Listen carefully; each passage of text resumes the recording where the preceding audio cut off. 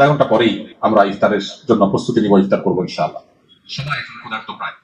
ইফতারের রকমারি পসরা সাজিয়ে আমরা যখন বসি, একদিকে পেটে প্রচন্ড ক্ষুধা, অপরদিকে মুখরোচক সব খাবার আমাদের সামনে আছে, আমরা চাইলেই খেতে পারি, কিন্তু আমরা অপেক্ষা করি আজানের। কেন অপেক্ষা করি? খাবারও আছে, ডিমান্ডও আছে, বাট আমি খাচ্ছি না। কেন খাচ্ছি না? আল্লাহ রাব্বুল আলামিনের এখনো খাবারের পারমিশন হয়নি।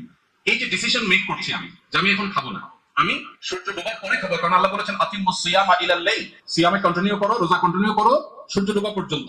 এই যে আমি কন্টিনিউ করব সূর্য ডোবা পর্যন্ত, এটা আল্লাহর নির্দেশের ফলে। সিয়াম আমাদেরকে বলে তোমার সামনে মুখরোচক এত চমৎকার খাবারের ডালা সাজানো আছে, পেটে ক্ষুধা আছে, বাট আল্লাহর অনুমোদন নাই, সেজন্য তুমি খাচ্ছ না।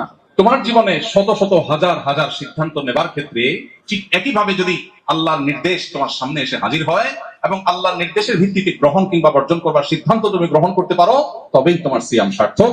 এবং মূলত তোমার সিয়াম বা রোজা তোমাদেরকে সামগ্রিক জীবনে যে রোজা রাখতে হয়, সেই রোজা রাখতে তোমাকে সাহায্য